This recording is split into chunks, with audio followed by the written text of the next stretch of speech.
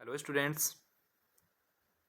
Last year question paper का 5वां भाग आज मैं आपके साथ साझा कर रहा हूँ।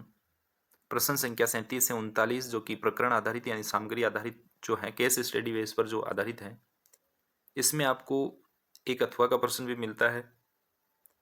इसमें आपको एक पैराग्राफ दिया जाता है और उस पैराग्राफ में कुछ बातें बताई जाती हैं। उन बातों को याद करते हुए या उनसे संबंधित कुछ प्रश्न पूछे जाते हैं। आप ऐसे सोचें कि जैसा हिंदी इंग्लिश में पैराग्राफ में जो दिया जाता है और उसमें से हम छांट के इसमें लिख दें, तो ऐसा इसमें कुछ नहीं होता। बहुत ध्यान से आपको इसको पढ़ना है।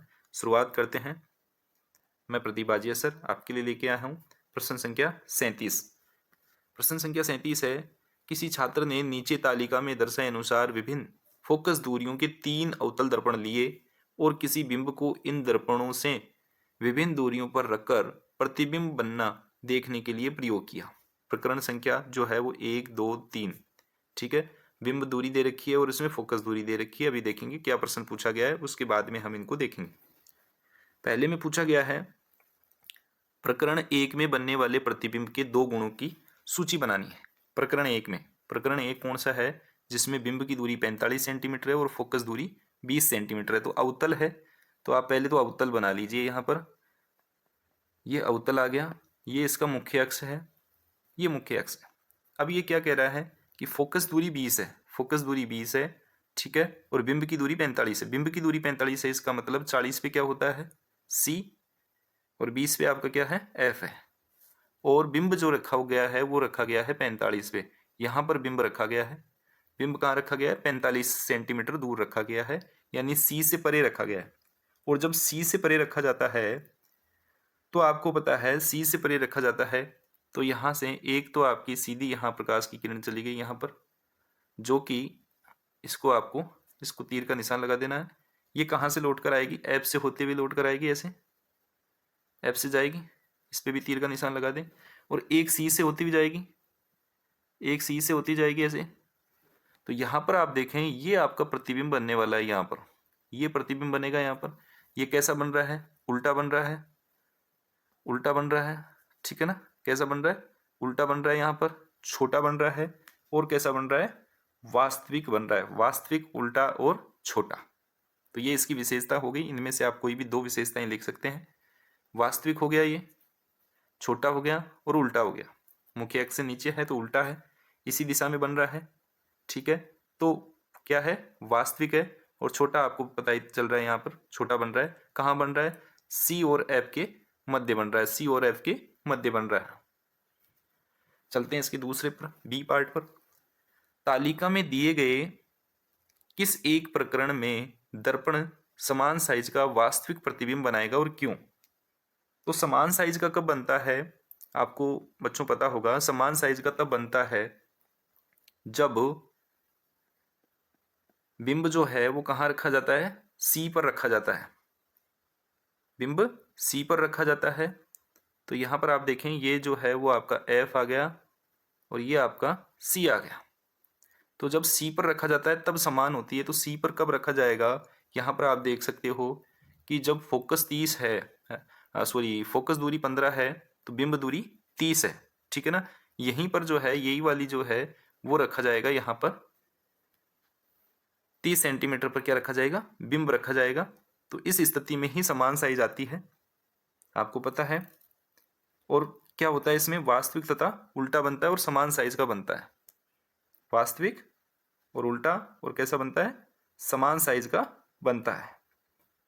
यहाँ पर आप देखेंगे कि एक प्रकाश की किरण ऐसे जाएगी, ठीक है, एक ऐसे जाएगी, फिर ये यहाँ से जाएगी ऐसे, और ये यहाँ से लौट कर आएगी थोड़ा सा यहाँ से, और ये यहाँ पर बनेगा, यानी समान साइज का बनता है। तो ये कहाँ पर होता है, C पर जब ऐसी स्थिति होती है।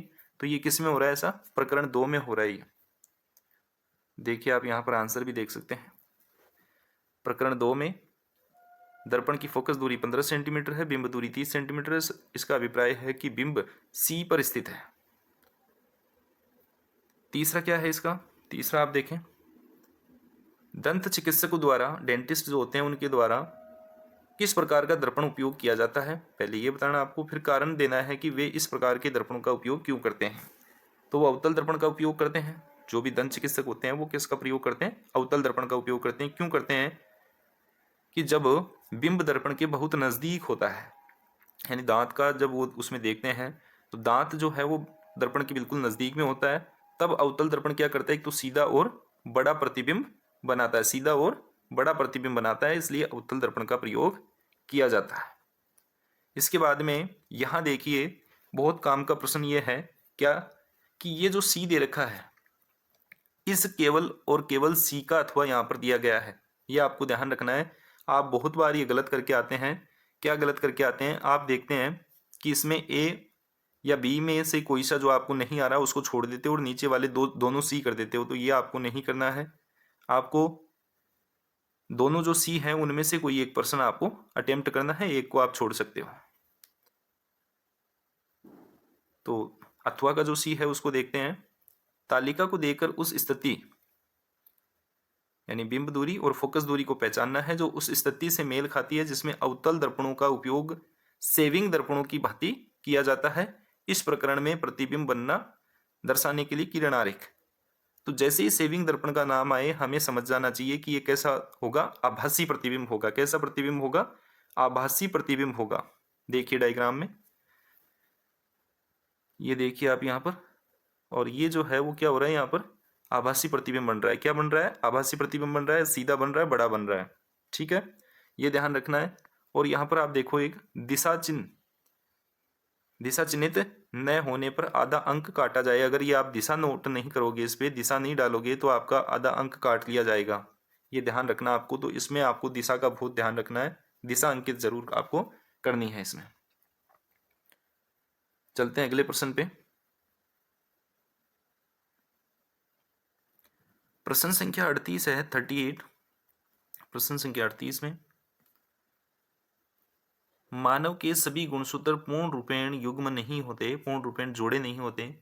मानव में अधिकांश गुणसूत्र माता और पिता के गुणसूत्र की प्रतिकृति होते हैं। इनमें से इस प्रकार के 22 जोड़े होते हैं, परंतु एक जोड़ा जिसे लिंग गुणसूत्र कहते हैं, एक जोड़ा जिसे लिंग सूत्र कहते हैं, सदैव पूर्ण जोड़े के रूप में नहीं होता। स्त्री यानी माधव में लिंग गुणसूत्र का पूर्ण जोड़ा होता है, परंतु पुरुष यानी नरों में यह जोड़ा परिपूर्ण जोड़ा नहीं होता। इस जोड़े का एक गुणसूत्र सामान्य आकार तथा दूसरा गुणसूत्र अपेक्षाकृत छोटा होता है। यह आपको एक पैराग्राफ दे दिया गया। अब इस पैराग्राफ में हम इन 3 प्रश्नों का 4 प्रश्नों का जवाब ढूंढने का प्रयास करें तो यहाँ नहीं मिलेगा। ये केवल अपने को याद दिलाने के लिए यहाँ पर दिया जाता है। देखते हैं पहला प्रश्न इसमें क्या दिया है।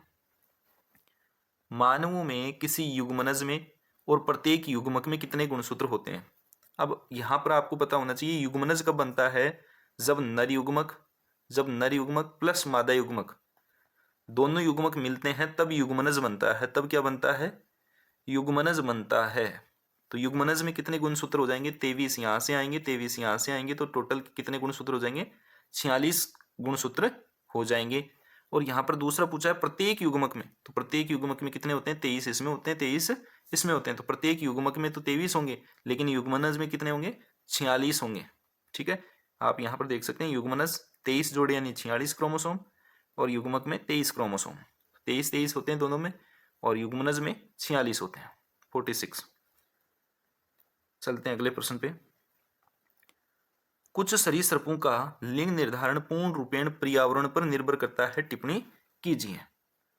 पर्यावरण पर निर्भर करता है कुछ सरीसृपों का जो लिंग निर्धारण होता है वो कैसे, तापमान जिस पर निषेचित अंडे रखे जाते हैं, निषेचित अंडे जो हैं जिस तापमान पर रखे जाते हैं तो वो निर्धारित करता है कि अंडों में विकसित होने वाला जीव नर होगा या मादा होगा। ऐसा बहुत से सरीसृपों में होता है। इसका सी पार्ट पढ़ते हैं। किसी शिशु का लिंग मात्र संयोग है और इसके लिए माता पिता जनकों में से किसी को भी उत्तरदायी नहीं माना जा सकता, केवल प्रवाह आरेख द्वारा। इसमें आपको लिखना कुछ भी नहीं है, केवल आरेख बनाना है आपको। और दूसरी बात आपको यहाँ ध्यान रखनी है, जो क्वेश्चन में बताया गया है आपको उसको सत्य मानना है, वो सही मानना, आपको अपना दिमाग नहीं लगाना। बहुत सारे बच्चे क्या करेंगे यहाँ पर, वो कहेंगे कि नहीं इसमें पिता जिम्मेवार होता है तो उसके हिसाब से जवाब दे देंगे, जबकि यहाँ पर आपको पिता को जिम्मेवार नहीं बताना। इसमें यहाँ पर आपको दोनों को बराबर बताना है और बताना है कि ये मात्र एक संयोग है। अब इसके लिए क्या जवाब दोगे आप, केवल आपको इसका डायग्राम बनाना है, प्रवाह चित्र बनाना है, ये वाला डायग्राम बनाना है आपको, और इस वाले डायग्राम में बता दोगे आप कि पिता से एक्स वाई गुणसूत्र और माता से एक्स एक्स गुणसूत्र आते हैं, एक्स एक्स और यहाँ से एक्स वाई। जब ये एक्स इस एक्स से तो डबल एक्स यहाँ हो गया एक्स एक्स, और ये एक्स इस एक्स से तो यहाँ भी एक्स एक्स, ये वाई इस एक्स से तो एक्स वाई, और ये वाई जो है वो इस एक्स से तो यहाँ पर भी एक्स वाई। जब एक्स वाई गुणसूत्र होते हैं तो क्या होते हैं, लड़के होते हैं, ठीक है, लड़का। और जब एक्स एक्स गुणसूत्र होते हैं तो होती है लड़की। तो यहाँ पर जो है वो 50-50% चांस है, 50-50% चांस है, 50% चांस है किसके, लड़की होने के, 50% चांस है लड़का होने के। तो यहाँ पर आप ये ना लिख दें कहीं पर भी कि इसमें वाई गुणसूत्र जो है वो पिता से मिलता है और पिता ही इसके लिए जिम्मेवार होता है, ऐसा लिख दोगे तो आपका आंसर गलत हो जाएगा। अगर यहाँ पर प्रश्न में ये दिया हुआ होता, प्रश्न में आपको ये दे दिया जाता कि किसी भी शिशु के जन्म के समय लिंग का निर्धारण जो है वो पिता के द्वारा होता है या पिता उसके लिए जिम्मेवार होता है, तब आप उसमें ये लिख सकते थे कि इस पिता से जो है वो वाई गुणसूत्र प्राप्त होता है, इसलिए जो पिता जिम्मेवार होता है। लेकिन यहाँ पर आपको दिया गया है कि इसमें दोनों को जो है उत्तरदायी माना जाएगा या किसी को भी उत्तरदायी नहीं माना जाएगा, दोनों को बराबर माना गया है इसमें। तो उसी हिसाब से आपको मानना है, क्वेश्चन को आपको सही मानना है और उसके हिसाब से आपको जवाब देना है। बहुत ध्यान देना है, छोटी छोटी बातों पर आपको ध्यान रखना। फिर वही सी का अथवा दे रखा है यहाँ पर, या तो ये कर सकते हो, ये नहीं आ रहा आपको तो ये कर सकते हो, दोनों में से कोई सा भी जो आपको बेस्ट तरीके से आ रहा हो वो कर सकते हो आप। मानव मादा में बनने वाले सभी युग्मकों में केवल एक्स गुणसूत्र ही क्यों होता है, उसका कारण आपको बताना है। केवल एक्स गुणसूत्र क्यों होता है? मानव मादाओं में 23वां जोड़ा लिंग गुणसूत्र जो होता है उस एक्स एक्स गुणसूत्र होता है। युग्मक निर्माण के समय प्रत्येक युग्मक एक एक्स गुणसूत्र प्राप्त करता है। चलते हैं 39वें प्रश्न की ओर। लास्ट प्रश्न है, अभिक्रियाशीलता के आधार पर धातुओं को 3 वर्गों में विभाजित किया जाता है। ठीक है, अभिक्रियाशीलता की एक सारणी भी आपको दे रखी है बुक में। निम्न अभिक्रियाशील धातुएं, मध्यम अभिक्रियाशील, उच्च अभिक्रियाशील धातुएं। इसलिए धातुओं को उनके रासायनिक गुणधर्मों के आधार पर शुद्ध रूप में उनके अयस्कों से निष्कर्षित किया जाता है। उच्च अभिक्रियाशील धातुओं का उनके अयस्कों से निष्कर्षण जो है वो गलित अयस्क के विद्युत अपघटन द्वारा किया जाता है। निम्न अभिक्रियाशील धातुओं का उनके सल्फाइड अयस्कों से निष्कर्षण उनके ऑक्साइडों में परिवर्तित करके किया जाता है।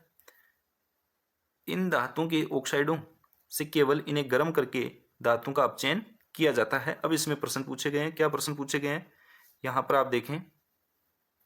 ए प्रश्न पूछा गया, ए उस धातु को अपचयित करने की प्रक्रिया का नाम लिखिए जो वायु और जल दोनों के साथ अत्यधिक तीव्र अभिक्रिया करती है। तो वायु, पोटेशियम हो, सोडियम हो, ये जो है वो सब क्या करते हैं, वायु और जल के साथ बहुत तेजी से अभिक्रिया करते हैं। तो इनका किस प्रकार से होता है, विद्युत अपघटन द्वारा। इसका जवाब जरूर आपका इस पैराग्राफ में दिया गया है, देखिए कहाँ दिया गया है, आप यहाँ देख सकते हैं। उच्च अभिक्रियाशील धातुओं का उनके अयस्कों से निष्कर्षण गलित अवस्था में विद्युत अपघटन द्वारा किया जाता है। तो यहाँ आपको ये 1 नंबर का जो जवाब है वो इस पैराग्राफ में मिल गया है। बहुत अच्छी बात है, ऐसा हो सकता है कि पैराग्राफ में कहीं पर आपको मिल जाए, तो ये यहाँ पर आपको जवाब मिल गया है इसका। चलते हैं इसके सेकंड प्रश्न पर। बी जो है वो है, एल्यूमिनियम को उसके ऑक्साइड से अपचयित करने के लिए अपचायक के रूप में कार्बन का उपयोग क्यों नहीं किया जा सकता, इसका आपको कारण बताना है। तो कार्बन जो है वो उच्च अभिक्रियाशील धातुओं के ऑक्साइड का अपचयन नहीं कर सकता। इन धातुओं की बंधुता कार्बन की अपेक्षा ऑक्सीजन के प्रति क्या होती है, अधिक होती है। ठीक है ना, 1 नंबर का प्रश्न ये है। सी आता है इसमें, सिनाबार से मरकरी प्राप्त करने की विधि का संक्षिप्त में वर्णन कीजिए। इस प्रक्रिया में होने वाली रासायनिक अभिक्रियाओं के रासायनिक समीकरण भी आपको लिखने हैं। तो सी में, जब सिनेबार को वायु की उपस्थिति में गर्म किया जाता है, यह पहले मर्क्यूरिक ऑक्साइड में परिवर्तित होता है, यह तब मरकरी में अपचयित होता है। और इसका जो समीकरण है वो है 2HCl प्लस 3O2, यहाँ पर हीट दी गई, गर्म किया गया, तो 2HgO प्लस 2SO2। आधा नंबर है आपका 2HgO, गर्म किया गया तो 2Hg प्लस O2 यहाँ से अलग हो गया, अपचयित हो गया ये, तो आधा नंबर इसका है।